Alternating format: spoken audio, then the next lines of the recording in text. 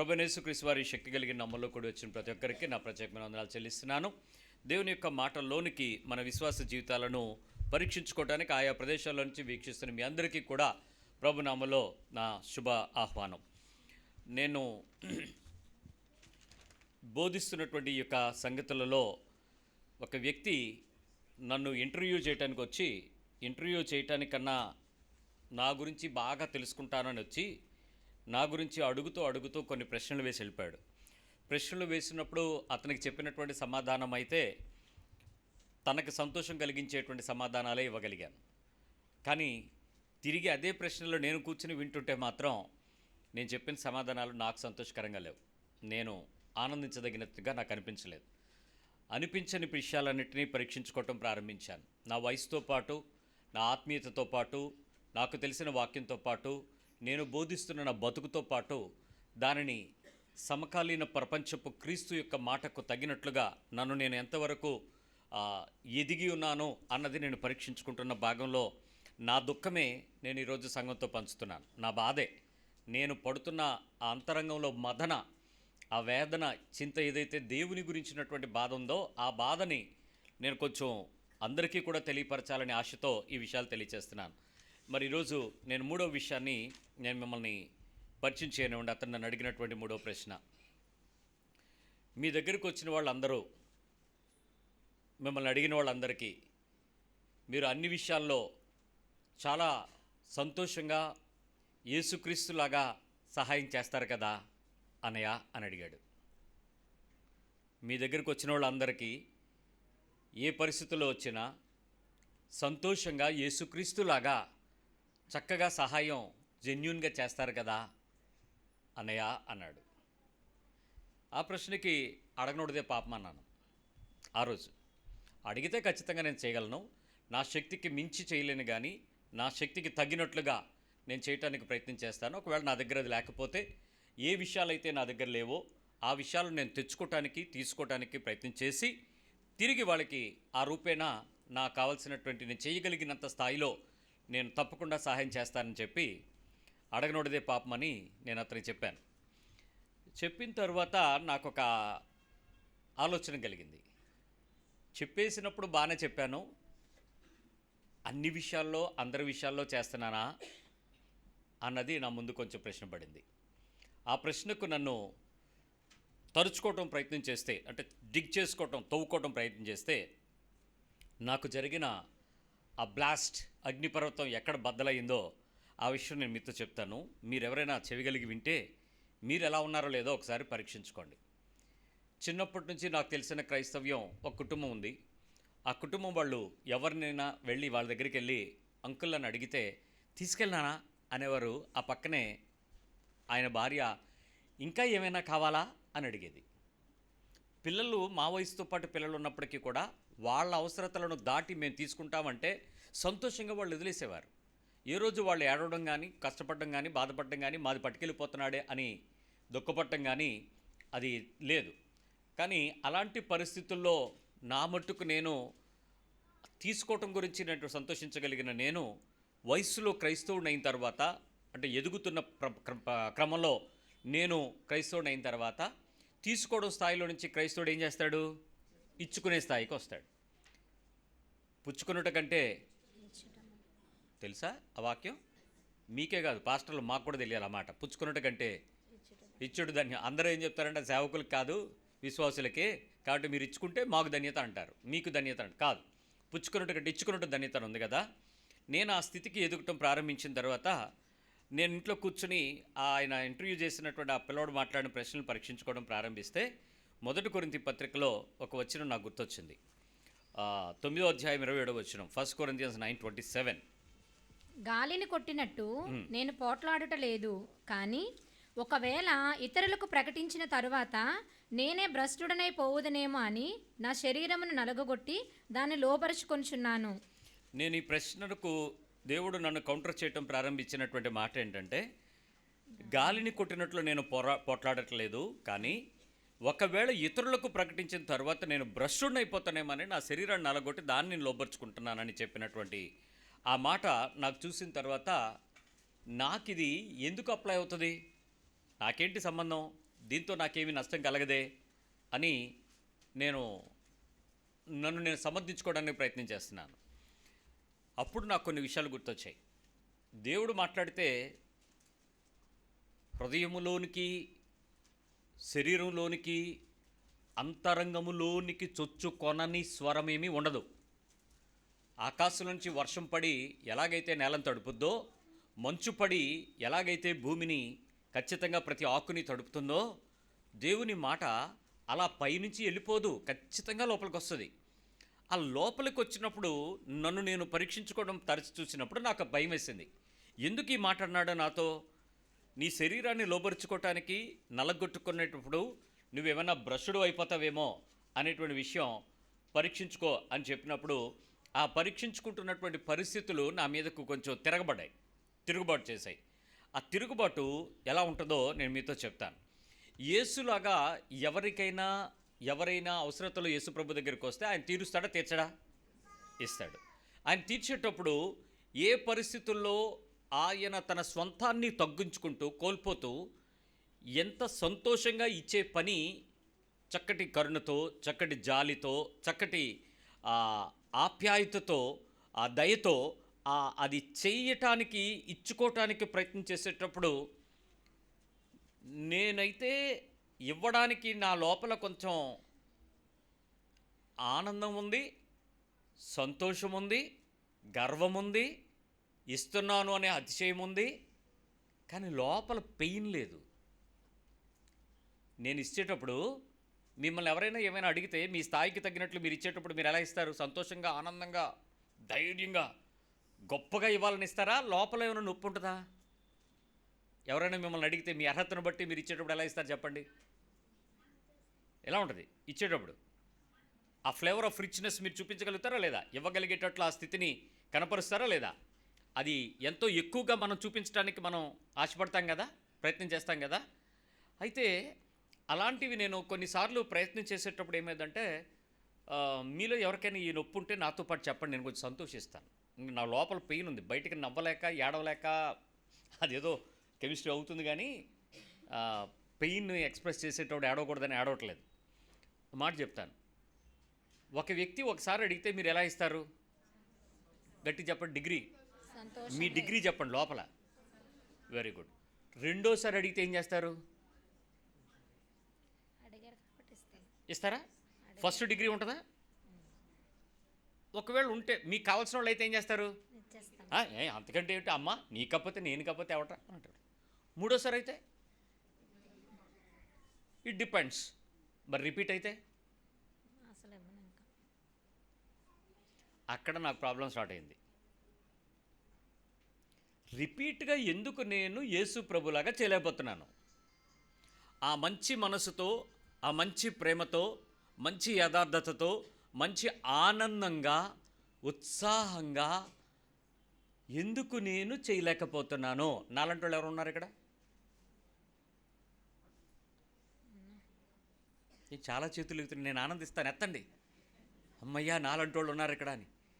అంటే రిపీట్ అయితే ఏంటి మీ ప్రాబ్లం ఏంటి? మీకు ఇచ్చినోడు ఎవడు? ఆయన అలా ఇస్తున్నాడా? ఏడుస్తూ ఇస్తున్నాడా? సంతోషంగా ఇస్తున్నాడా? తృప్తిగా ఇస్తున్నాడా? కావాల్సినట్టు ఇస్తున్నాడా? కావాల్సినంత ఇస్తున్నాడా? కావాల్సిన సాధిస్తున్నాడా? ఏ రోజు మిమ్మల్ని విసిగిపోని ఒకటి అన్నిసార్లు చేశాడా? మరి మనం ఎందుకు చేయలేకపోయాం? ఇది గాలికి కొట్టుకుంటున్న నా బతుకేంటంటే, నిజంగా నా లోపల ఎంత దుర్మార్గత, దేవుని నుంచి పొందుకునేటప్పుడు ఉన్నంత ధీమా, దేవుని పక్షంగా ఇచ్చుకునేటప్పుడు ఉన్నంత గర్వం కొద్దిసార్లు జరిగేటప్పటికి స్టార్ట్ అయిపోయింది. వేదన వస్తుంది. నేను ఎదుగుతున్నానా, గాలికి ప్రయాసపడుతున్నానా చెప్పండి? ఇప్పుడు భక్తి అర్థమైందా? ఎదుగుతున్నా మా క్రీస్తులో. ఎక్స్పీరియన్స్ ఏంటి? 25 ఏళ్ళు, 30 ఏళ్ళు, 40 ఏళ్ళు, 50 ఏళ్ళు పుట్టదాకా ఇస్తూ ఉన్నాయి. Experience of age. But what about my metre gauge? నా క్యాలిబర్టీ, నన్ను క్యాలిబర్ చేస్తే నేను ఎక్కడికి నిలబడుతున్నాను?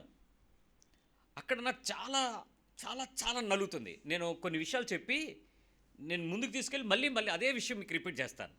ఏంటి నాలో ప్రాబ్లం అని నేను కూర్చున్నాను. మరి మీకు అంత తీరిక ఓపిక ఉండదు, మీకు వినడానికి అలవాటు పడి పరీక్షించుకోవడానికి ఇబ్బంది పడతారు కాబట్టి నేను మీకు రెడీ కుక్ చేసి పెడతాను. ఆ కుకింగ్ ఫుడ్ ఎలా ఉంటుందో చెప్తాను. నేను ఇతరుల అవసరాలు తీర్చడానికి నేను ప్రయత్నం చేసేటప్పుడు నాకు ఫస్ట్ ఏం కలిగిందంటే నాలో నటన బయటపడింది. Anybody here?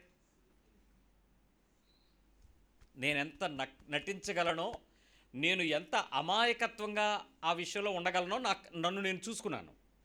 ఫస్ట్ పార్ట్ నటన మరియు అమాయకత్వం. అంటే అదేదో నాకు తెలియనట్టు, తెలిసినట్టు, నన్ను అడగకుంటే బాగున్నట్టు, అడిగాడా ఏమో అన్నట్టు ఒక అమాయకత్వాన్ని ప్రదర్శించడానికి, నటనను ప్రదర్శించడానికి నన్ను నేను ప్రయత్నం చేశాను. That's the first weakness in me, నా ఫైట్.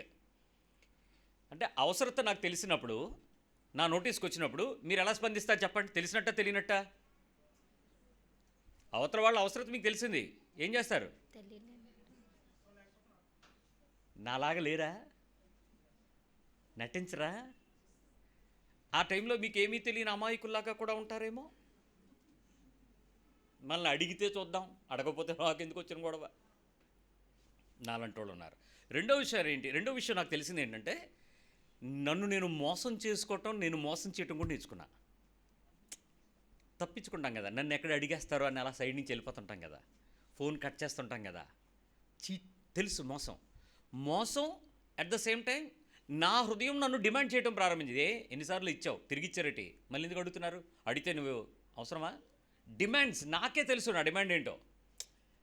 అది నేను యేసు ప్రభు దగ్గర నుంచి పొందుకుంటున్న స్థాయికి తగినట్లు మీరు ఇచ్చేస్తారా అన్నంత సంతోషంగా నా ప్రశ్నలో నా సమాధానం నా దగ్గర లేదు. I have my own demands. నా డిమాండ్కి అతడు ఫుల్ఫిల్ అవ్వలేదు కాబట్టి ఇప్పుడు నేను సప్లై చేయను. నేను ఇవ్వను, నా దగ్గర ఉంది ఇవ్వను. ఇవ్వాలనిపించినా నేను చేయను. చేయకుండా ఉండడానికి కారణం ఏంటంటే నన్ను నేను మోసం చేసుకోవాలి. కొంచెం మోసం ఏంటి? అన్నయ్య ఉన్నాయా? లేవమ్మా. లేవా? ఉన్నాయి, మీకు తెలియదు, నాకు తెలుసు. కానీ నేను ఎందుకు లేవన్నాను? మోసం చేసుకోవాలి నేను. లేవు, అవ్వదు, ఇప్పుడు అవ్వదు, ఇంకేదో కారణం చెప్పుకుంటాను. నాలో మోసం నాకు తెలిసింది. మూడో విషయం ఏంటంటే, సులువైనటువంటి దురాశకు, అవకాశవాదానికి నేను అవకాశం ఇస్తున్నాను. టేక్ ఇట్ గ్రాంటెడ్, నా వైపు నేను తీసుకుంటాను. నా అవకాశవాదాన్ని నన్ను నేను బలపరుచుకోవడానికి ప్రయత్నం చేసుకుంటూనే, నా రీజన్స్ నేను చెప్పుకుంటూనే, నేను ఏ రకమైన సులభమైన దురాశకు నేను లోబడుతున్నాను. ఇప్పుడు నేను ఇచ్చాను అనుకో, మళ్ళీ నా దగ్గర డ్రాయింగ్ రాకపోతే నేను లాస్ అవుతాను కదా. కాబట్టి ఇప్పుడు నా దగ్గర ఉందనుకో, నేను ఆనందిస్తాను, నేను కొనుక్కుంటాను, నేను తీసుకుంటాను, నేను ఇచ్చుకుంటాను. కానీ ఆ టైంలో నేనెందుకు వాళ్ళ గురించి పూటపడాలి? నాకున్నటువంటి నా సులువైన దురాశకు ఎక్కడో చోట నేను బలహీనపడిపోతున్నాను. పరిస్థితి ఎప్పుడు వస్తుంది? నేను రిపీటెడ్గా ఒక పనిని చేయాల్సి వస్తే, ఇంకా చేయాల్సి వస్తే అనే దానికంటే ఇవ్వాల్సి వస్తే, ఇచ్చుకోవాల్సి వస్తే, అప్పుడు మాత్రం ఈ నొప్పి నాకు వస్తుంది. నాలో సులువైనటువంటి దురాశ. ఉదాహరణకి నేను ఒక వ్యక్తి నన్ను వచ్చి అడిగాడు నాకు కావాలి అని. నేను నా ఇంటి వాళ్ళకి ఇవ్వడానికి ఇష్టపడతానా, ఎదుటి వ్యక్తికి ఇవ్వడానికి, ఎవరో ఎక్స్కి ఇవ్వడానికి ఇష్టపడతానా? అదే దురాశ. సులువైన దురాశ అంటే అదే. ఫస్ట్ ప్రయారిటీ ఎవరిది? కానీ యేసు ప్రభు ప్రయారిటీ ఎవరిది? ఆయనకి అందరూ ప్రయారిటీ కాదా? ఒకడు ఎక్కువ తక్కువ ఉండదు కదా, అందరూ ఒకలా చూస్తాడు. నేనేం చేయలేకపోతున్నా. నా సులువైన దురాశ నా కుటుంబం, నా ఓన్, నా ఫ్యామిలీ, నా రక్తం, నా బంధుత్వం ఎక్కడో జరుగుతుంది. దానివైపు నేను ప్రేరేపించబడుతున్నాను. నాకు ఇది ఇష్టమే, అది ఇష్టమే, కానీ దాని విషయంలో మాత్రం నాకు అవకాశవాదం వెతుక్కుంటున్నాను. నెంబర్ 4, నా ప్రాబ్లం ఏంటంటే, ఎవరైనా అది రిపీటెడ్గా చేస్తునేటప్పుడు జాలిగా, దయగా, కరుణగా, అలిసిపోయేంతగా ఇచ్చుకోలేకపోవటానికి నాకు ఇంకో సమస్య కలుగుతుంది. ఏంటంటే, నిందారోపణ చేసుకోవటం, ఎదుటివారి మీద, పరిస్థితుల మీద, వ్యక్తుల మీద, ఆ సిచ్యువేషన్స్ అండ్ సర్కమ్స్టాన్సెస్ మీద నిందారోపణ చేయటం. ఎట్ ద సేమ్ టైం పనైన వెంటనే పట్టించుకోకుండా ఉండడం.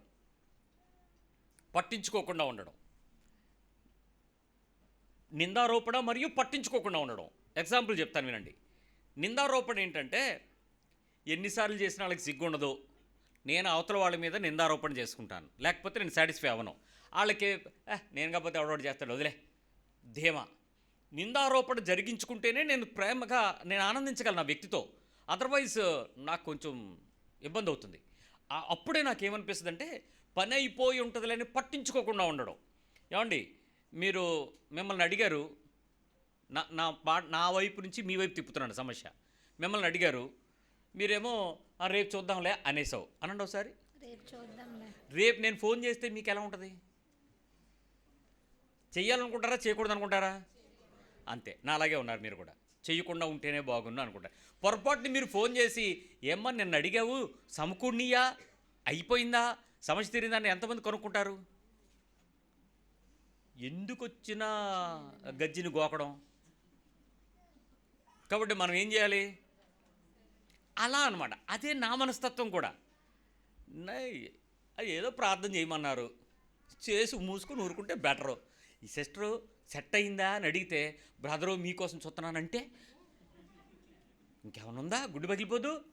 కాబట్టి అది నేను ఎక్స్పెక్ట్ చేయకూడదంటే నేనేం చేయకూడదు? పట్టించుకోకూడదు. ఇక వన్స్ ఫర్ ఆల్ ఫినిష్ అయిపోయింది అని నేను సాటిస్ఫై చేసుకుంటేనే నేను నాకు ఇక్కడ బంధుత్వమా, స్నేహమా, సంగమా, శత్రువా అన్నది లేదు. మీకు మీ లిమిట్స్ ఉన్నాయి.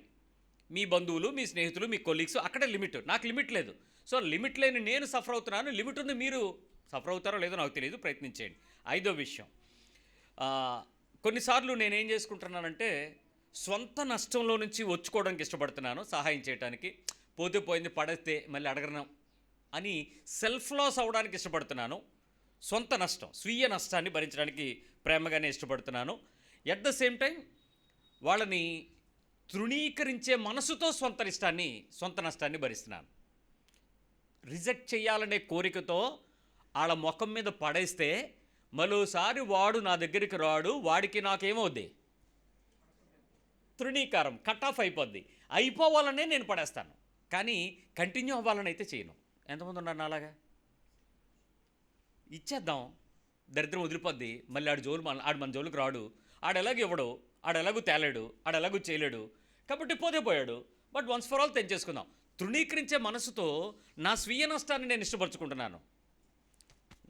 నా ఇంటర్నల్గా, ఇది మీది అందరిది ప్రాబ్లం కాదు, నాదే.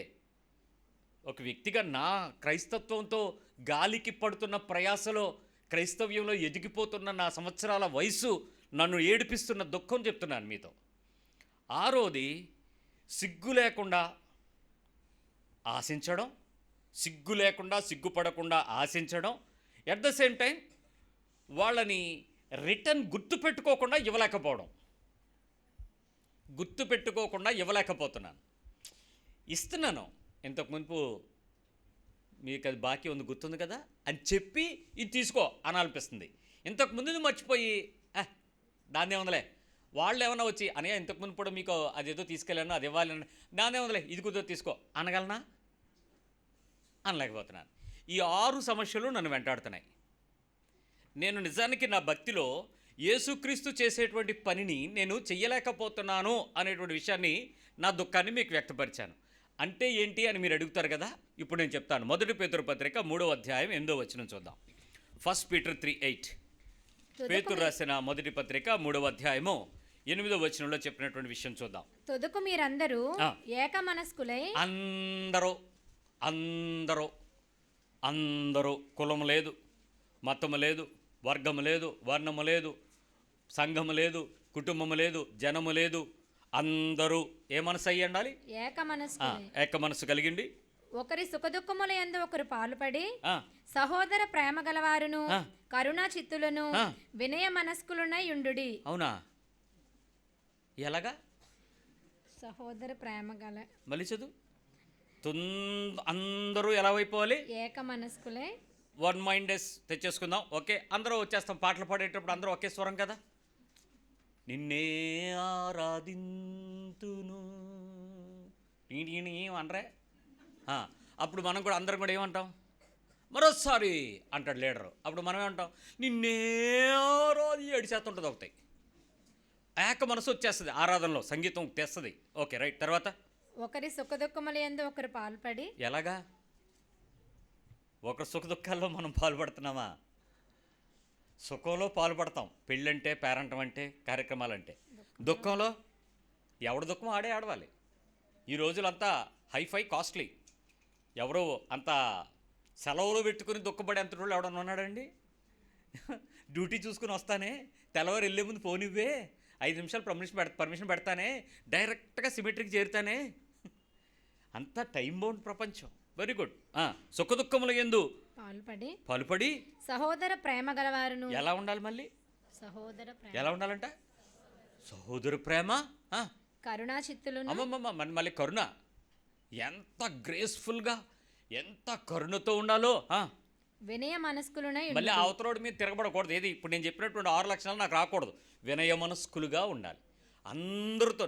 యేసు ప్రభు చెప్పిన మాటే కదా ఇది. ఇలాగే కదా మనం చేయాలి. మీ పక్క వాళ్ళకి చెప్పండి ఇలాగే చేయాలంటానే. కనీసం ఇంట్లో వాళ్ళకి చేస్తున్నామా? ఇది బయటోడి గురించి కాదు, ఇంట్లో వాళ్ళకి చేయగలుగుతున్నామా? ఇంట్లో ఒక నలుగురు గనక బతికితే ఆ నలుగురు ఎందుకులే, ఒకడు హాస్టల్లో ఒకడు న్యూజిలాండు, ఉన్నది ఇద్దరే.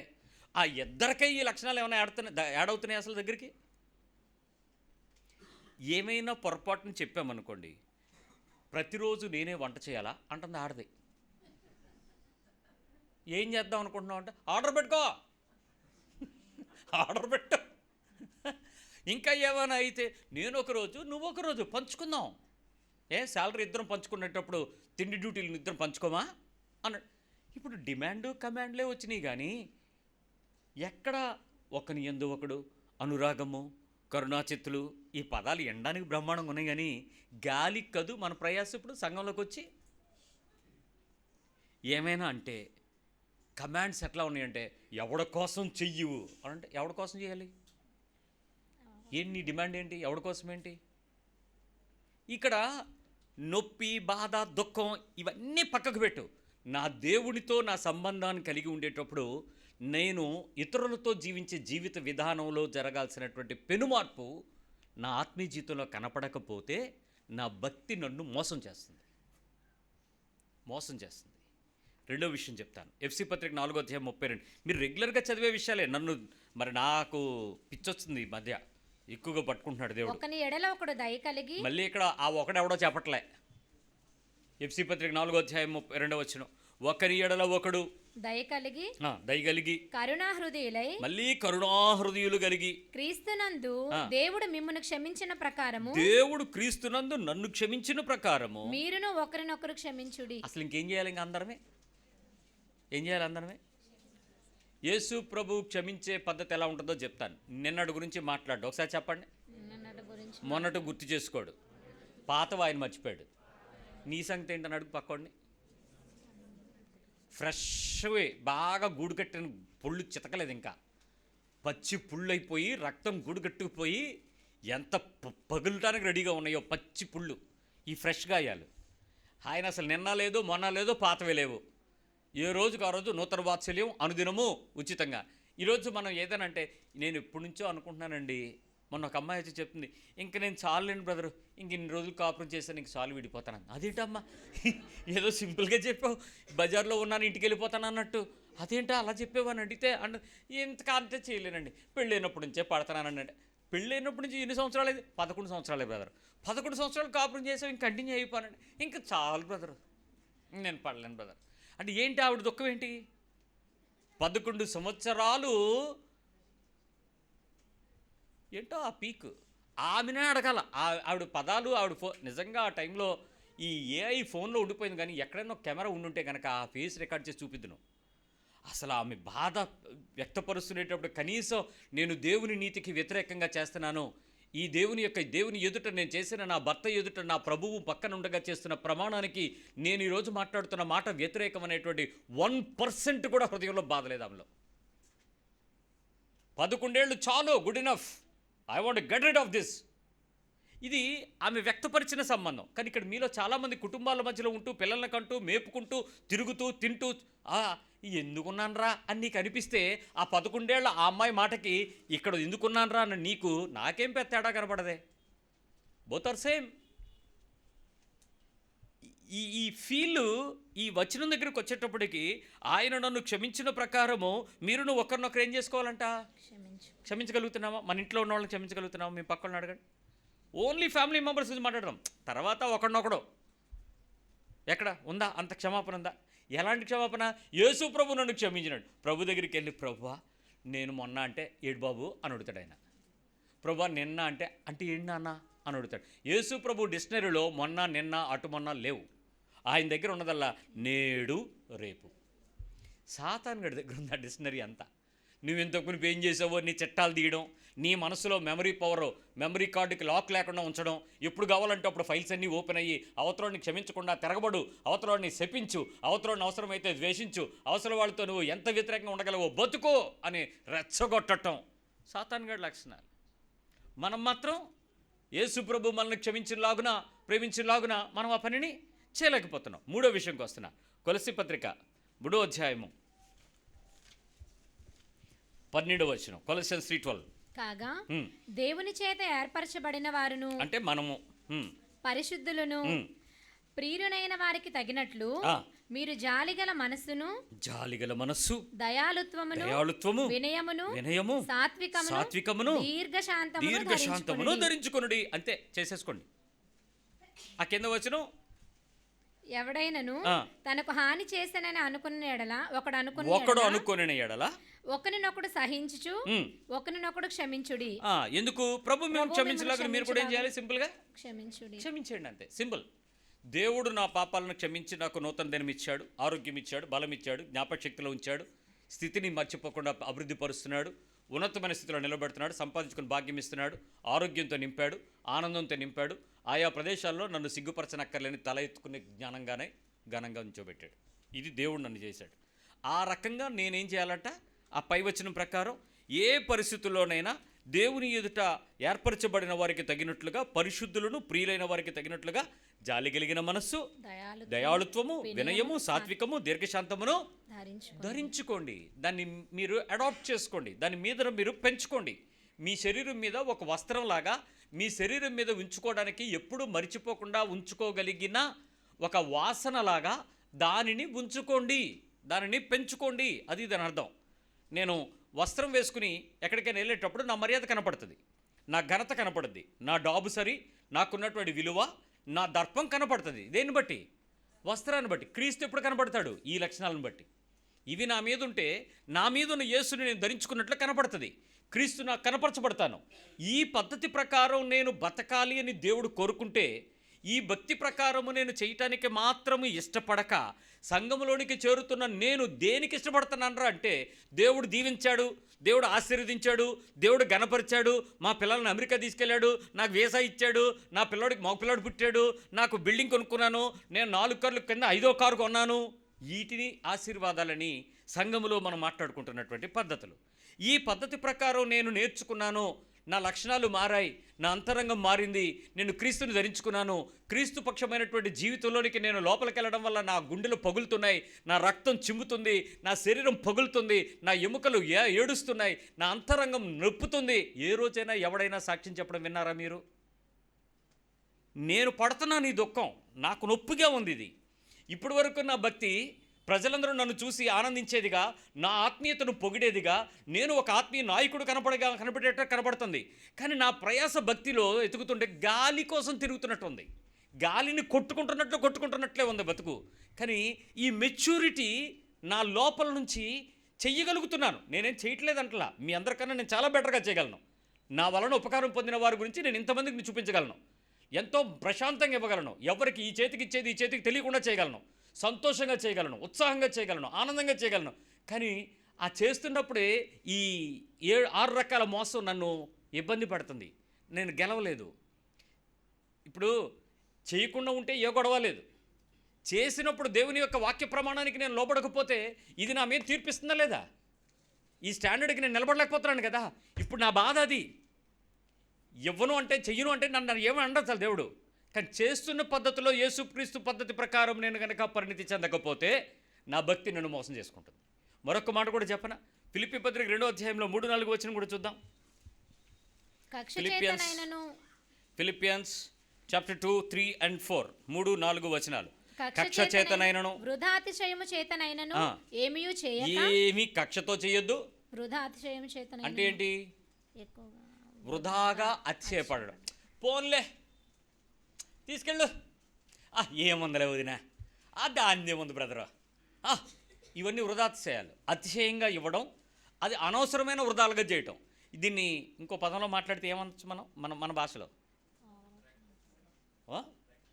ఇంకా వృధాతిశయం అంటే ఇంకా మరి దాన్ని షో ఆఫ్, ఇంకా డమ్మో మరీ కొంచెం ఒరిజినల్ భాష మాట్లాడేసుకుందాం. Buildup, super buildup. ఇంకా గొప్పలకి ఎప్పుడు చేయలేదా? వృధాతిశయాలు అవి. కక్ష చేతనైన వృధాచేతమైన ఏమీ చెయ్యక వినయమైన మనసు గలవారై ఒకనినొకడు తనకంటే యోగ్యుడని ఎంచుచు, తనకంటే యోగ్యుడని అవతల వ్యక్తిని ఎంచుకొంచు, మీలో ప్రతివాడును తన సొంత కార్యములను మాత్రమే కాక, ఆగండి, సొంత ఓన్ కార్యాలు మాత్రమే కాకుండా ఇతరుల కార్యములను కూడా చూడవలెను. ఇప్పుడు ఇతరుల కార్యాలు కూడా చూడాలట. 4 కమాండ్స్ మనకి ఇవ్వబడ్డాయి. పేతురు పత్రిక, ఎఫ్సి పత్రిక, కొలసి పత్రిక, ఫిలిప్పి పత్రిక 4 కలిపి నేను చేసే పని యొక్క నాణ్యత నిర్ధారించబడుతుంది. It's a quality check of my giving life. మీరు టైత్ గురించి మాట్లాడినా, గిఫ్ట్ గురించి మాట్లాడినా, హెల్ప్ గురించి మాట్లాడినా, అవతల వారికి మీరు ఇచ్చేటువంటి ఏ ఇతర సహాయం గురించి మీరు మాట్లాడినా, మీ మాట సహాయం గురించి మాట్లాడినా, చేతులతో చేస్తున్నటువంటి పని చేసినా, అది నీ కుటుంబానికి చేసినా, నీ తల్లికి చేసినా, బిడ్డకి చేసినా, భార్యకి చేసినా, శత్రువుకి చేసినా, అన్యుడికి చేసినా, యేసుక్రీస్తు సంబంధమైన విధానములో ఈ 4 రకాల ప్రమాణాలకు ఎంతోమంది ఆత్మీయమైన నాయకుడు, వ్యక్తి, క్రైస్తవుడుగా నువ్వు చలామణి అయ్యి నీ నాణ్యత పరీక్షిస్తే నేను గెలుస్తారని చెప్పండి. ఇప్పుడు మీరు ఏ పని చేయండి, ఈ స్టాండర్డ్లో నేను ఉన్నాను అని ఒక్క మనిషి నీ హృదయం మీద నిందారోపణ లేకుండా చెప్పగలవా? ఎస్ నేనున్నానండి, నేను ఇలా చేస్తున్నానని చెప్పగలమా? వాక్యం తెలిసిన వ్యక్తిగా నా అనుభవం నన్ను ఏడిపిస్తుంది. నేను చెయ్యలేకపోతున్నాను అని సిగ్గుతో తలదించుకుంటున్నాను. నేను చేస్తున్న ఈ మోసం, ఈ నటన, మోసం, అవకాశవాదం, నిందారోపణ, ఈ స్వీయ నష్టం, తృణీకారం, సిగ్గు లేకుండా ఆశించడం, గుర్తుపెట్టుకోలేకుండా ఇవన్నీ నన్ను సఫర్ చేస్తున్నాయి. కానీ ఇచ్చేటప్పుడు మాత్రం వృధాతిశయంతో చేయిస్తున్నాయి. అది చెయ్యకుండా ఈ రకంగా ఉండాలని తెలిసిన నేను చెయ్యకుండా ఎందుకో ఉండలేకపోతున్నాను. నా భక్తి నన్ను మోసం చేయట్లేదా? ఇప్పుడు మీరు ఆలోచిద్దాం. ప్రతి ఒక్కరూ ఈ పనులు మనం చేసేటప్పుడు స్వంతంగా ప్రాణాన్ని దక్కించుకోమంటున్నటువంటి శరీరాన్ని ప్రాణం పోగొట్టుకునేటట్లు తయారవడానికి ప్రయత్నం చేస్తే ఏమవుద్దో చెప్పనా? ఇక్కడ నా హృదయం కొట్టుకుంటుంది కదా, ఏదో భక్తిగా ఉండాలి అని. దాన్ని వదిలేస్తే చాలా ఫ్రీగా చేయొచ్చు. వదిలేద్దామా? ఫీల్ అవ్వకుండా వదిలేద్దామా? నా మాటలు అర్థమవుతున్నాయా? జాగ్రత్తగా ఫాలో అవ్వండి. ఈ ఫీలింగ్స్ ఏమి లేకుండా వదిలేసే తీసుకా ఇంతకు ముందులాగా బతికేద్దామా? ఈ వాక్యాలు వినకుండా ఉంటే చేయగలమా? ఎవరు ధైర్యం చెప్పరారా నాకు? చెయ్యొద్దా?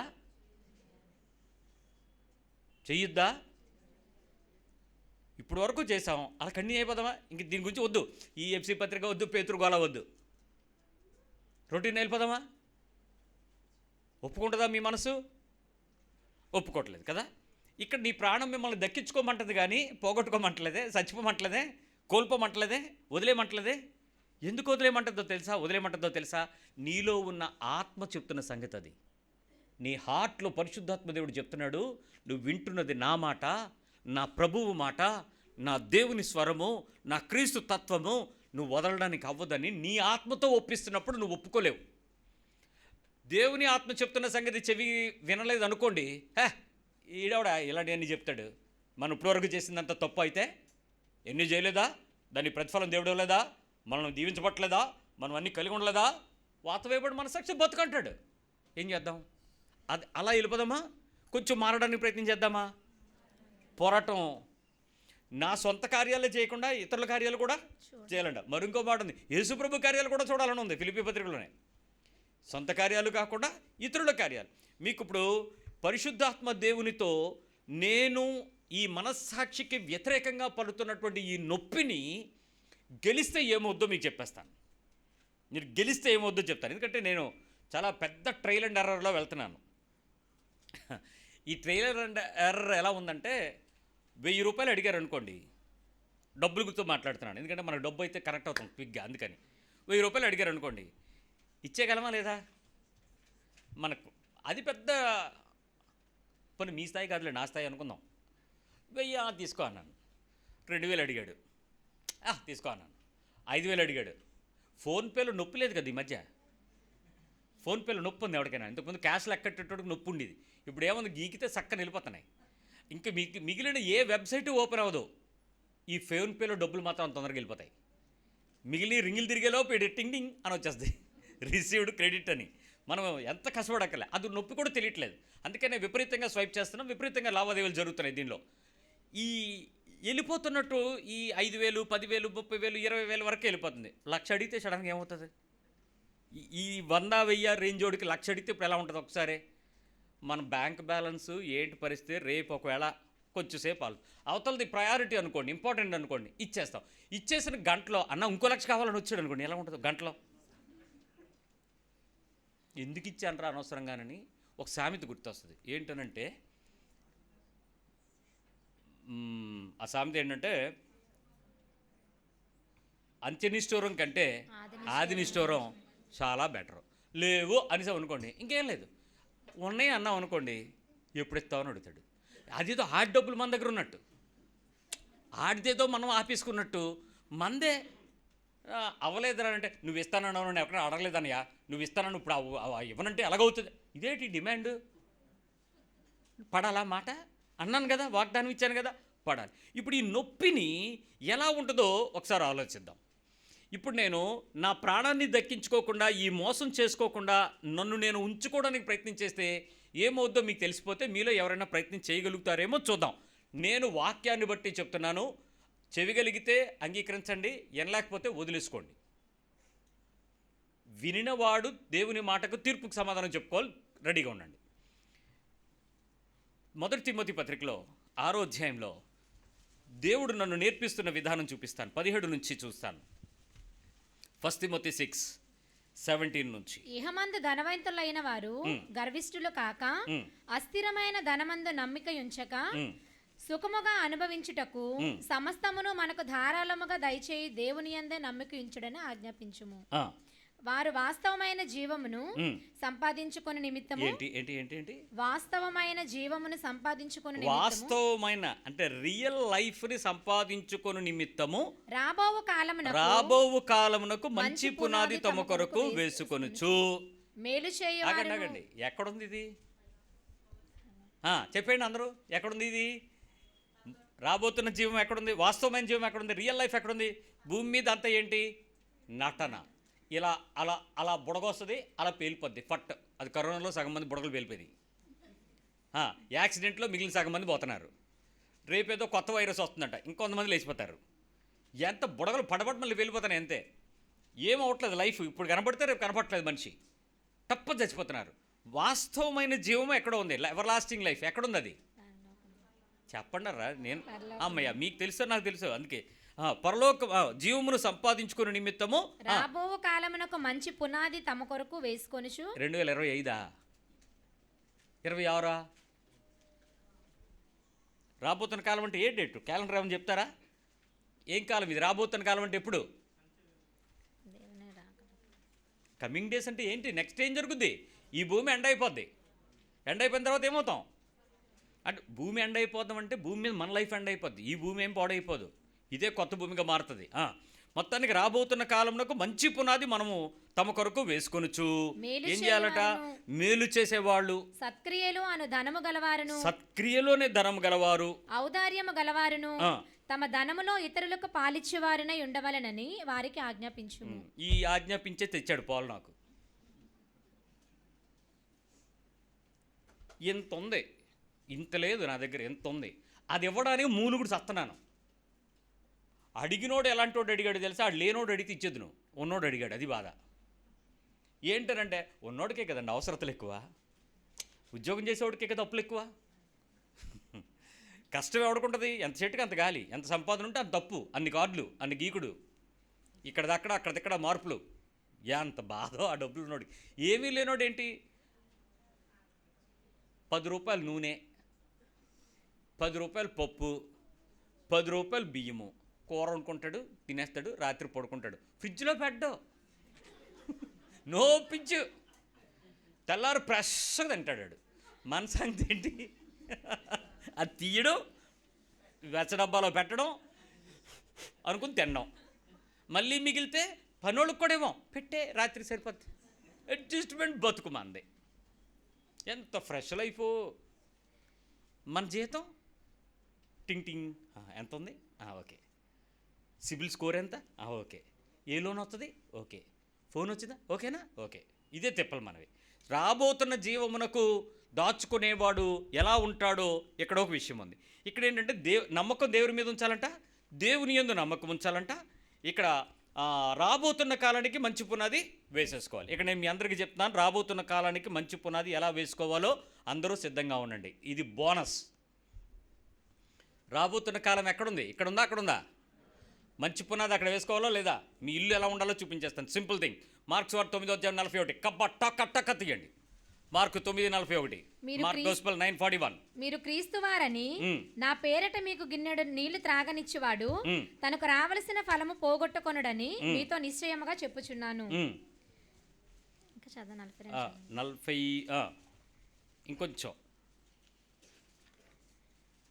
9:41. అదే, మీరు క్రీస్తు వారిని నా పేరట మీకు గిన్నెడు నీళ్లు త్రాగనిచ్చువాడు తనకు రావాల్సిన ఫలము పోగొట్టుకొనుడని మీతో నిశ్చయముగా చెప్పుచున్నాను. యేసుప్రభు వారు ఏం చెప్తున్నాడో తెలుసా?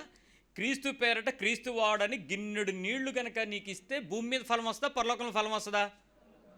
యేసు ప్రభు పేరట మీరు గిన్నెడు మంచినీళ్ళు, గిన్నెడు అంటే గ్లాసుడు అనుకోండి, మరి గిన్నెలు ఎక్కడ ఉన్నాయి ఇప్పుడు?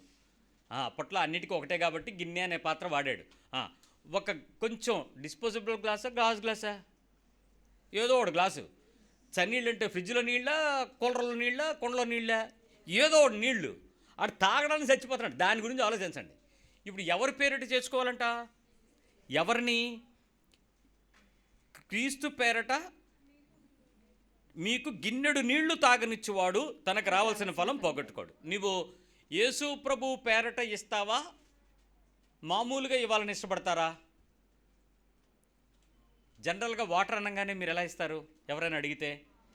ఇంతకు మునుపంటే అప్స్టైర్స్ లేవు, అపార్ట్మెంట్లు లేవు, అందరూ గ్రౌండ్ ఫ్లోరే. రోడ్డు మీద వెళ్ళేవాడల్లా ఆగి అమ్మ కొంచెం దాహం ఇవ్వండి అని అడిగేవాడు. అప్పుడు మనం అవతల పైనుంచి కింద చూసేవాళ్ళం, చెప్పులు బాటానా బోటానా అని. అప్పుడు హవాయి చెప్పులు అయితే ఆడికి ఖాళీ లేదు బాబు అని చెప్పేవాళ్ళం. బాటా చెప్పులు అయితే గ్లాస్తో తెచ్చి ఇచ్చేవాళ్ళం. అది కూడా చాలా జాగ్రత్తగా పెట్టేవాళ్ళం. ప్లేట్లో తెచ్చేవాడు ఒకడు, అక్కడ పెట్టేవాడు ఒకడు, మరొక రకరకాల పద్ధతులు. ఇక్కడట దాహం కలిగినటువంటి వ్యక్తికి అవసరతలో ఉన్నాడని వాడికి డబ్బులు ఖర్చు అవ్వకుండా ఉచితంగా తాగే నీ మంచినీటిలో ఒక భాగం, ఒక పొదుపులో ఒక భాగం, ఒక పరిశుద్ధతలో ఒక భాగం, ఒక శుద్ధతలో నుంచి ఒక భాగం, ఆ నీటిని క్రీస్తు పేరట ఒకడికి గనక ఇస్తే ఎక్కడ దొరుకుద్ది నీ ఫలం? పరలోకమందు ఫలం దొరుకుద్ది. అంటే ఒక మనిషికి మన గివింగ్ చారిటీలో ఒక హార్ట్ ఫుల్ ఆఫ్ ఆ జీవము గనక చేయగలిగితే పరలోకమందు నీకు ఫలము దాచుకుంటావు. దేన్ని బట్టి? క్రీస్తు పేరట వారికి గిన్నెడు చన్నీళ్ళు, గిన్నెడు నీళ్లు. గిన్నెడు చన్నీళ్ళు అన్నాడా? నీళ్ళే. గిన్నెడు చన్నీళ్ళు కాదు, ఇక్కడ నీళ్ళే. కానీ మనకు ఇప్పుడు వరకు తెలిసినటువంటి వాక్య భాగం ఏంటంటే, అందరూ విన్న భాగం ఏంటి? నీళ్లు. చన్నీళ్ళు కూడా చూపిస్తాను మీకు, కంగారు లేదు. ఈ మామూలు నీళ్లు చేర్చుకొనుట అనేది చాలా ఇంపార్టెంట్. రెండో విషయంకి రండి. మత్తయి సువార్త 10:41, మాథ్యూ 10:40. ప్రవక్త అని ప్రవక్తను చేర్చుకునివాడు ప్రవక్త ఫలము పొందును. ప్రవక్త, దేవుని పేరట వచ్చినటువంటి ప్రవక్త అని చేర్చుకుంటే వాడికి ఆ ఫలము. నీతిమంతుడని నీతిమంతుని చేర్చుకునివాడు నీతిమంతుడని చేర్చుకుంటే వాడికి నీతిమంతుని ఫలము. మరియు శిష్యుడని ఎవడు ఈ చిన్నవారిలో ఒకనికి గిన్నెడు చన్నీళ్ళు మాత్రం త్రాగనిచ్చును వాడు తమ ఫలము పోగొట్టుకొనుడని నిశ్చయముగా. ఇక్కడ అర్థం మీకు చెప్పేది వినండి. ఇక్కడ ప్రవక్త, నీతిమంతుడు, శిష్యుడు ముగ్గురున్నారు. మీరు అంటే నేను ప్రవక్తను కాదు, కాకపోతే ఒక ఉదాహరణ మీకు చెప్పడం కోసం మీకు చెప్తున్నాను వినండి. మీ ఇంటికి ముగ్గురు వస్తున్నాం. మొట్టమొదటిది మీ అందరికీ బాగా సుపరిచితులై భారతదేశంలో, దక్షిణ భారతదేశంలో ఉర్రూతలూగించినటువంటి బ్రదర్ ఏసన్న గారు. ఎవరు తెలుసా మీకు? కృపామయుడా పాట పాడిన ఆయన. రెండోది ఆయన పక్కన నేను. మూడోది నాతో తిరిగే సందీప్, నా పక్కన ఉండే సందీప్. మేము ముగ్గురం వచ్చాం. ముగ్గురులో ఎవరికి ఫస్ట్ కుర్చీ వేస్తారు? డౌట్ లేదు. రెండో కుర్చీ ఎవరికి వేస్తారు? ఇప్పుడు ఆయన మనిషిని ఏం చేస్తారు?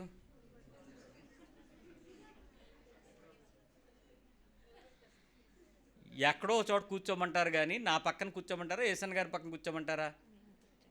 ఇప్పుడు శిష్యుడైన ఆ చిన్నవాడికట మంచినీళ్ళు ఇవ్వటంలో నీ ప్రయారిటీ నీతిమంతుడిని చేర్చుకున్నావా, ప్రవక్తను చేర్చుకున్నావా, యేసు ప్రభు పేరట చేర్చుకున్నావా అనే దాని మీద ఆధారపడింది. నిజానికి మన రిసీవింగ్ నేచర్స్ ఎలా ఉంటాయి? ఎవరిని బట్టి ఇస్తూ ఉంటాం?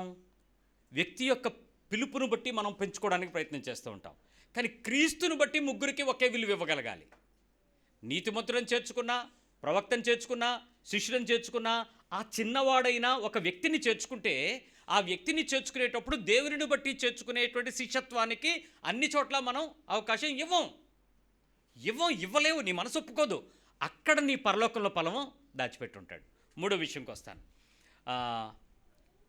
లూకాసు వార్త, అదే ఇక్కడ చిన్నవారిలో చన్నీళ్ళు అంటే ఎక్కడ చన్నీళ్ళు వస్తాయి. లూకాసు వార్త 6:35, లూక్ 6:35. మీరైతే ఎట్టి వారిని గూర్చి అయినను నిరాశ చేసుకొనక మీ శత్రువులను ప్రేమించుడి. సూపరు, ప్రేమించు. మేలు చేయుడి. ఏం చేయాలి? మేలు చేయుడి. శత్రువుని ఏం చేయాలి? మేలు చేయాలి. ముందు ప్రేమించాలి. శత్రువుని ప్రేమించాలి. చెప్పండి ఒకసారి. శత్రువుని ప్రేమించాలి. తర్వాత మేలు చేయుడి. ఎవరికి? శత్రువుకి. శత్రువుకి ఏం చేయాలి? మేలు చేయండి. మేలు చేయండి. నెక్స్ట్ అప్పు ఇయ్యుడి. ఎవరికి? శత్రువుకి. శత్రువుకు ఇప్పుడు ఏం చేయాలి? అప్పు ఇవ్వాలి. అప్పు ఇచ్చుకోవాలి. శత్రువుకు అప్పు ఇయ్యుడి. నెక్స్ట్ అప్పుడు మీ ఫలము గొప్పదై ఉండును. అమ్మా, గొప్పదై ఉంటుందా? ఇంట్లో వాళ్ళు ప్రాణం తీశారు, నీకు పడినోడికి నువ్వు ఒక 100 రూపాయలు 1000 రూపాయలు ఆడికి ఇస్తే ఇంట్లో వాళ్ళు నీకు అన్నం పెడతారా?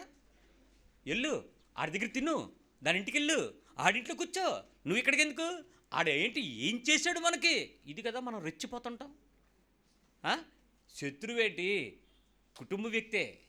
అక్కో, చెల్లో, అన్నో, తమ్ముడో, బాబాయో, కుటుంబమే. కుటుంబ నేపథ్యంలోనే ఈ శత్రువు దేరవుతాడు. ఆ శత్రువుకి మనం చేయాల్సిన పని, ఏమండి నేనేమన్నా బైబిల్ తప్పు చూపిస్తున్నాను ఏంటి? నాకు కావాల్సిన వాక్యాలు ఎత్తుకుంటున్నానా, మీకు కావాల్సినవి చెప్తున్నానా? ఏంటో అంటే ఇప్పుడు చదవలేదు మీరు? చదివినా ఇలాంటివి నవ్వరు. దీవెనలు, వాగ్దానాలు, డైలీ ప్రామిస్లు ఇలాంటివి ఎవడో పెట్టడో. నేను ఇప్పటికీ చూస్తాను ఏ క్యాలెండర్ మీద ఇలాంటివి పెడతాడేమో అని. అలాంటి పెచ్చోడు ఎవడు ఉండడు. మిమ్మల్ని ఎర్రెక్కించి సాతాను సంబంధులుగా చేస్తాడు, పరలోక సంబంధులుగా చేయడు ఎవడు. ఏం చేయాలో చూడండి. ఇంకా సర్వోన్నతుని ఏంటంట? ఫలము గొప్పదవుతుంది. మీరు సర్వోన్నతుని కుమారులైందురు. అమ్మో, అప్పుడు నేను ఎవరు కుమారుని అవుతాను? సర్వోన్నతుని. సర్వోన్నతుడైన దేవుని కుమారుడైన క్రీస్తుకు వారసుడుగా, కుమారుడిగా మార్చబడతాను నేను. ఇది నేను చేయాల్సిన పని. నా ఫలం పరలోకంలో అధికమవ్వాలని ఎంతమంది కోరుకుంటున్నారు? రాబోతున్న జీవంలో మీరు మంచి పునాది దాచుకోవాలని ఎంతమంది కోరిక లేదు? చచ్చిపోయిన వెంటనే సమాధి బంగారు పెట్టెలో పెట్టినా, నేలలో మీకు చుట్టూ బంగారపు ఇటుకల్లో పెట్టినా మీరు వెళ్ళాల్సింది పరలోకమే కదా. ఎముకలు కుళ్ళిపోతాయి కదా. ఇక్కడ మిమ్మల్ని తీసుకెళ్ళి చేర్చుకోవాల్సింది అక్కడే కదా. పరలోకమందు మీ ఫలం అధికమవ్వాలంటే ఒక శత్రువుతో నేను డీల్ చేయాల్సినటువంటి విధానం, నా కుటుంబంతో నేను డీల్ చేయాల్సిన విధానం, నా ప్రజల మధ్యలో నేను చేయాల్సినటువంటి జీవిత విధానము చాలా స్పష్టంగా బైబిల్ రాయబడి ఉంది. దీన్ని దాటి నేను వేరొక పద్ధతిలో ఎలా జీవిస్తాను?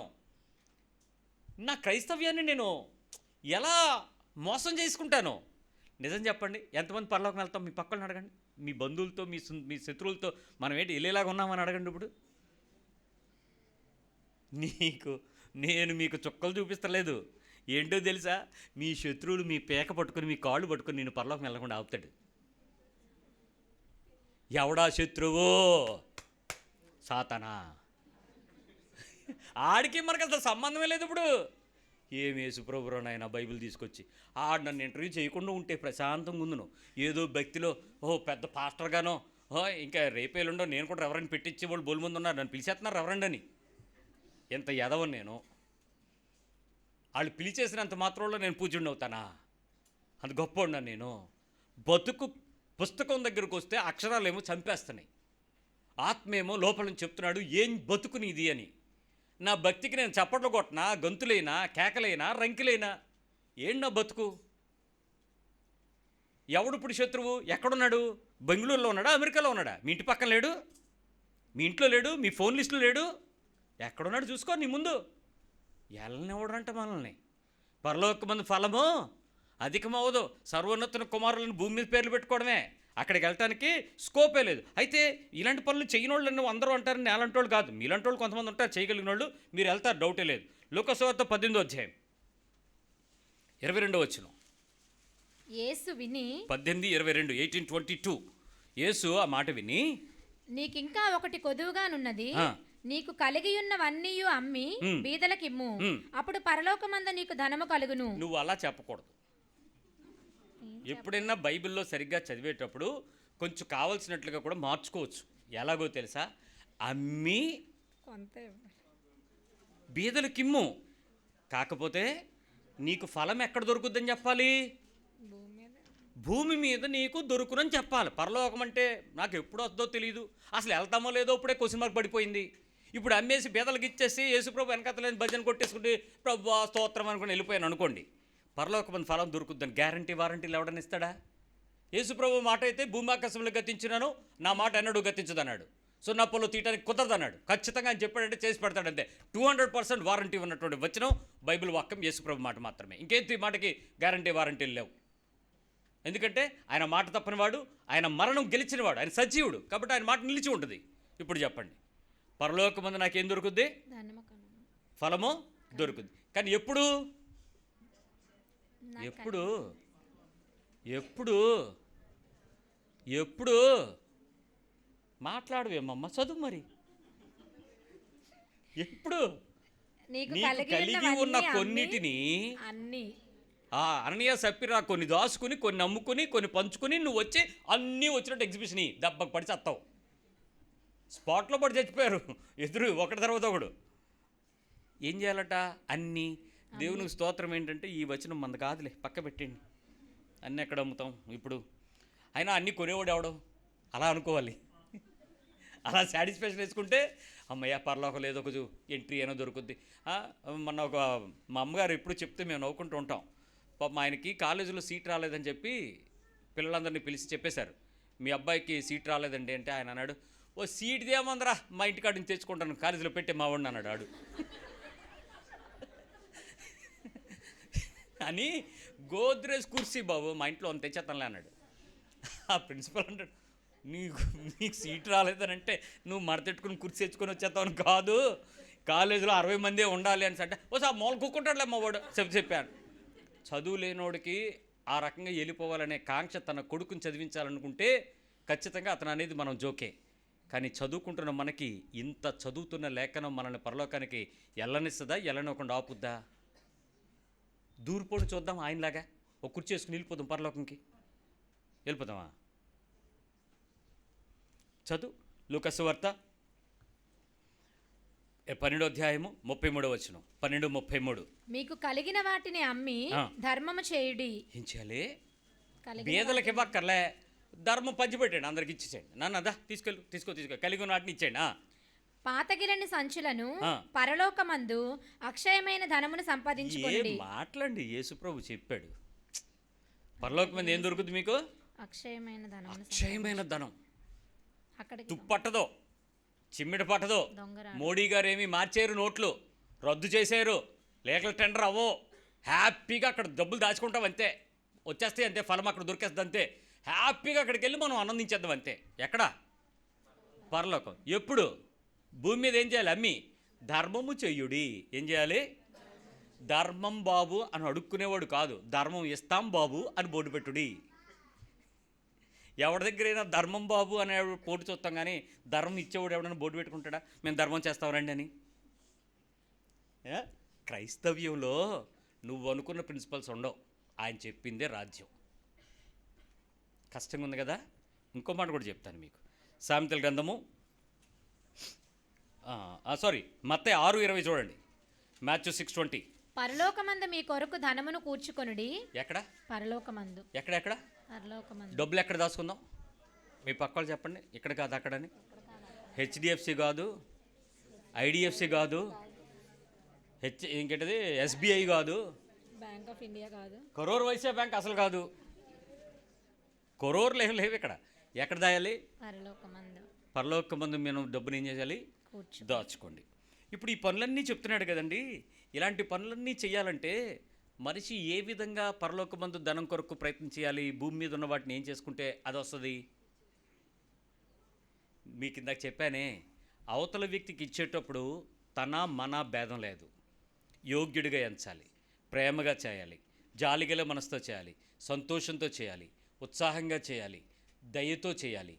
ఏ మాత్రము కూడా వినయ మనసు లేకుండా చేయడానికి కుదరదు, తిరిగి ఆశించడానికి కుదరదు.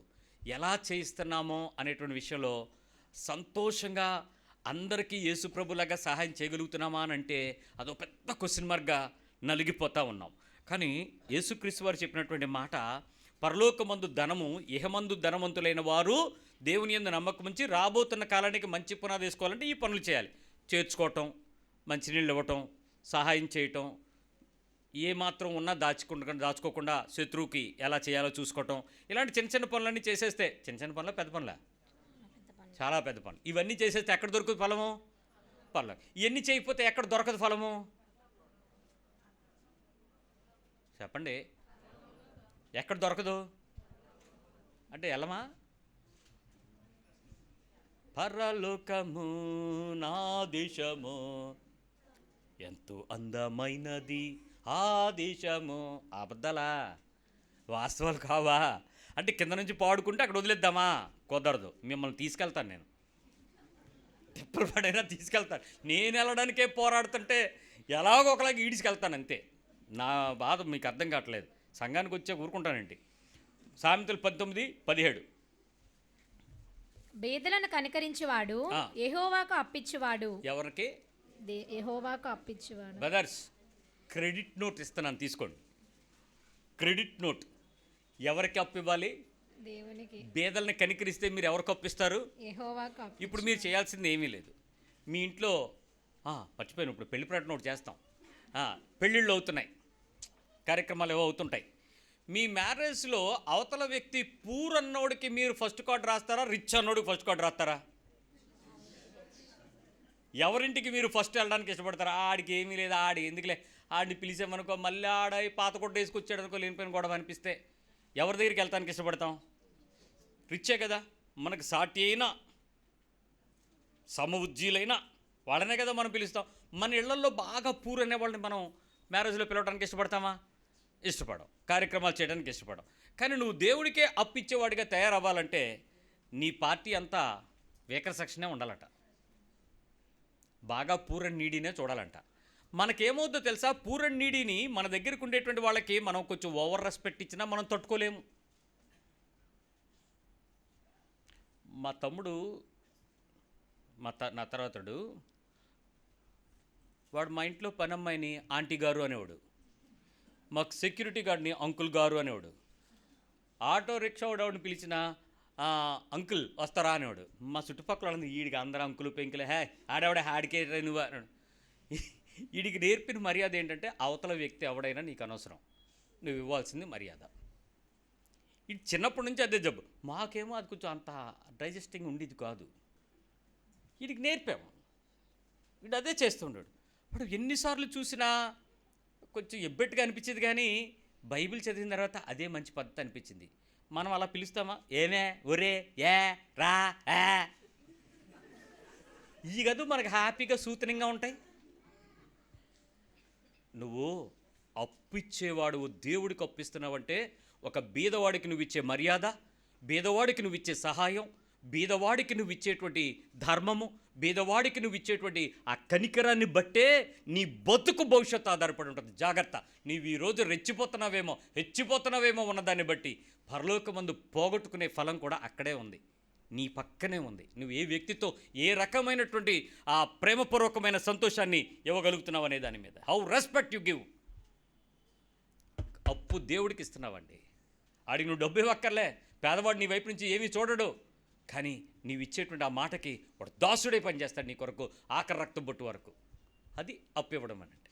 మనం వాళ్ళ చేత పని అంతా చేయించుకుంటాం, లేకపోతే దమ్మిడి పనికిరాం, కానీ ఇవ్వాల్సిన రెస్పెక్ట్ మాత్రం జీతమిస్తున్నాంగా చాలే. అప్పు పోతుంది, జాగ్రత్త. నీ క్రెడిట్ కార్డు లాస్ అవుతుంది, చూసుకో. ఇంకొక మాట ఉందండి. 1 కొరింథీ పత్రిక 16వ అధ్యాయము 15వ వచనం. స్టెఫనీ ఇంటివారు అకయ యొక్క ప్రథమ ఫలమై ఉన్నారనియు, వారు పరిశుద్ధులకు పరిచర్య చేయుటకు తమను తాము అప్పగించుకొని ఉన్నారనియు మీకు తెలియను. కాబట్టి సహోదరులారా, అట్టి పరిచర్య చేయుటకు సహకరించుచున్నటువంటి అట్టి వారికిని పనిలో సహాయము చేయుచు, అట్టి వారికిని పనిలో సహాయము చేయుచు ప్రయాసపడుచు ఉండు వారందరికీ మీరు విధేయులై ఉండవలనని మిమ్మల్ని ఏంటమ్మా బతిమాలుకొనుచున్నాను. ఏంటమ్మా విధేయులై ఉండవలెను. ఎవరికి? పరిచర్యలో ఆ పనోళ్ళకా, ఆ పరిచర్య చేసేవాళ్ళకా మీరు విధేయులై ఉంటారా? ఓయ్ క్రైస్తవుడా, వినపడుతుందా? ఆడి పనోడు పరిచర్య చేయడానికి వచ్చాడు. అక్కయ్య ఇంటి యొక్క ప్రథమ ఫలం దేవుని యొక్క పనికి అప్పగించుకున్న పనోళ్ళు. ఒక పని చేయడానికి వచ్చినటువంటి ఒక పని సహాయకుడికి మనం ఎలాంటి సహాయం చేయవలసి ఉన్నది? మనం వాళ్ళకి ఎలా ఉండాలంట? నేను చెప్పానా, చెవు కలిగినోడికి వినపడద్ది, చెవు లేనోడికి కన్నం పడద్ది, ఇంక వినపడదు. ఎలా విధేయులై ఉండాలి? దీనివల్ల లాభం ఏంటో తెలుసా? మీరు నిత్యత్వంలో ఫలం, పరలోకంలో ఫలం, మీరు ప్రభు దగ్గరికి వెళ్ళేటప్పుడు మీకు జీతం, మీరు దేవుని సన్నిధిలోకి వెళ్ళేటప్పుడు ఒక గర్వమైన తల ఎత్తుకునే ఒక కిరీటం, మీ కొరకు ఒక కొత్త పేరు, ఒక కొత్త దండ, ఒక కొత్త మహిమ, ప్రజలందరూ ఎదుట మిమ్మల్ని ప్రభు చేసేటువంటి ఆ సింహాసనాసనం మీద మిమ్మల్ని కూర్చోబెట్టే ఘనత. ఎంత గొప్ప లక్ష్యం అండి ఇది. కానీ ఈ మైండ్ మనకి క్రిస్టియానిటీలో టీచ్ చేసే స్థాయి రాలేదే.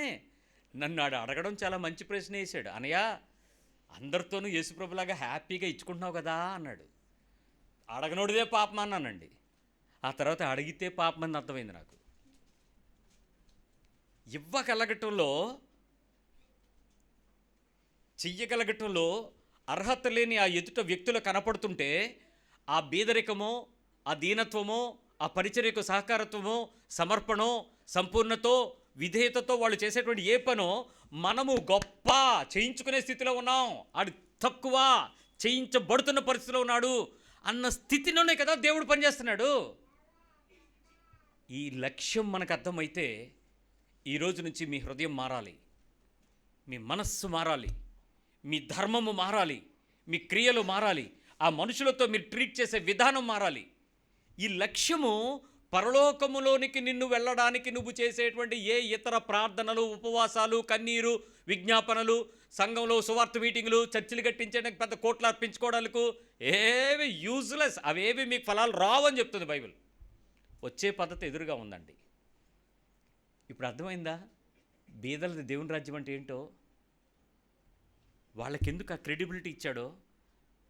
అంటే ఈ లక్ష్యాన్ని మీరు అర్థం చేసుకుంటే ఆ స్థాయికి ఎదగటానికి మన మనస్సును ఎలా పెంచుకోవచ్చో తెలుస్తుంది. నేను ఇక్కడ ఆపుతున్నాను, టైం అయిపోయింది కాబట్టి. ఈ పరిస్థితుల్లో పరిచర్య చేసే పనిలో సహాయం చేసేటువంటి విధేయతలు గల వారికి ఎలాంటి విశాలమైన మనస్సుతో మనం ఉంటామో మన కొరకు దాచబడిన ఆ రాజ్యంలో, ఆ గొప్ప స్థానంలో మనకు ఒక సింహాసనం కూడా ఆధారపడింది.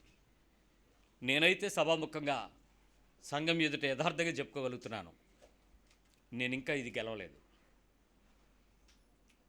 ఇవ్వడంలో నా చెయ్యి ముందున్నా, రహస్యంగా ఇవ్వడంలో నా హృదయం ప్రేరేపించబడటానికి ఇష్టపడుతున్నా, ప్రేమించే పద్ధతుల్లో నేను నిలబడగలిగాను అని నేను చెప్పుకోగలుగుతున్నా, వాక్యానుసారమైన లైన్స్లోకి వెళ్ళేటప్పటికి మాత్రం నేను గెలవలేదు. బహుశా నాకంటే ఉత్తములు మీరుంటే ధన్యులు. మిమ్మల్ని చూసి నేను కూడా నేర్చుకుంటాను. ప్రార్థన చేసుకుందాం.